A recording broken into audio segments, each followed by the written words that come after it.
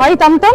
هاي سنايت نوز. كنت عايزه اسالك اول حاجه، كلمينا عن مشاركتك في الفيلم بقى، والتصوير واللوكيشنز كانت عامله ازاي؟ كانت حماسية وكانت حلوة. مين اكتر حد بتحبي تتفرجي عليه؟ أروى. اروى جوده. انت اتصورتي معاها النهارده على ريد كاربت، ماشي؟ كان ايه رايك النهارده في الريد كاربت والتصوير والاسئله؟ كانت حماسية وحلوة. مين اكتر حد اتبسطتي وانت بتصوري معاه؟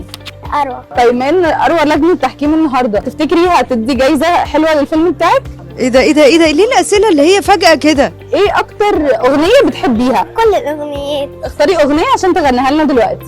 رسالة رايقة والناس الحلوة سيئة، سيدي يا جمال وماله ضغط كتير عليك، ما تقرب مني حبة ده لسه شوية حبة، وحياة المحبة خلاص خليك. مين اكتر ممثل حابه لما تكبري تمثلي قدامه فيلم؟ أحمد علوي. قولي لنا بقى الفيلم بتاعك بيتكلم عن ايه؟ عن فلسطين، وأنا عاملة فيلم عشان أطفال فلسطين. بتحسي بايه وانت بتشوفي اطفال فلسطين؟ بتبقي احساسك ايه ناحيتهم؟